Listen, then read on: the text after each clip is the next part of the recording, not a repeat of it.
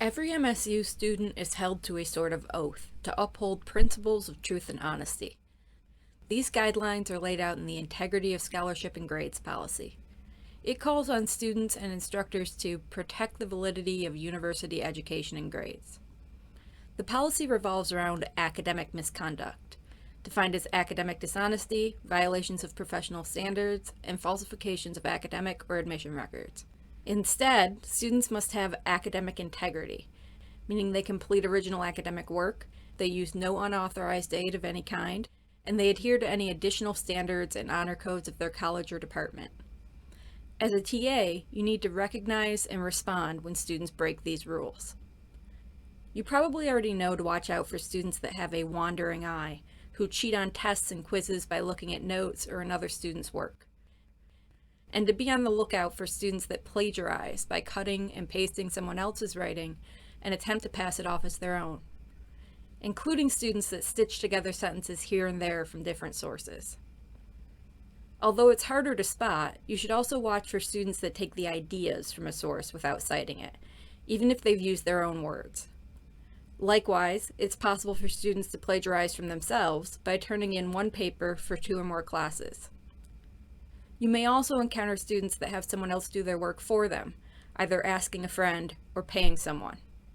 Even if one student is simply supplying the information, all students who knowingly play a part in breaking these rules are guilty of academic misconduct. How to respond is largely up to you. When you, and your faculty of record, decide what to do, consider how severe the misconduct was and whether the student really knew what they did wrong.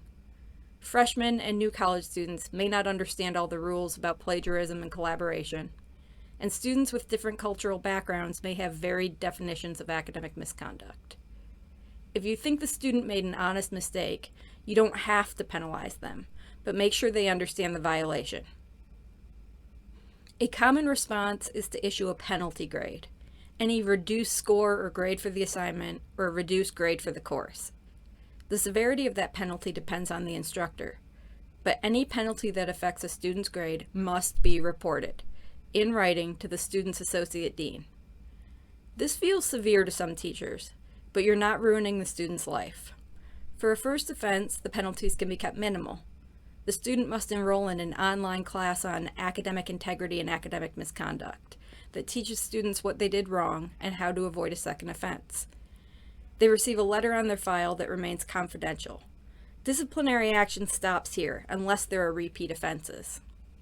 Filing the report helps ensure that students don't continue cheating in multiple classes, so that MSU graduates really do earn their degrees. It also allows students a chance to defend themselves if they've been falsely accused. Students can officially grieve any written allegation of misconduct. If it's brought before a hearing board, it will be up to you to provide reasonable proof, so make sure to keep good records. In practice, a written report means going to the Instructor Systems menu on the registrar's website. Scroll down to see Academic Dishonesty Report.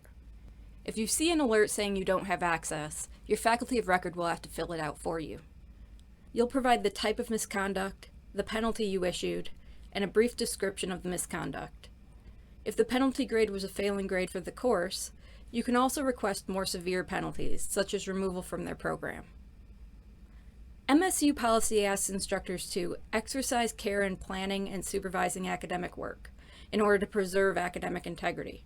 Think about what you can do to make misconduct a rare occurrence.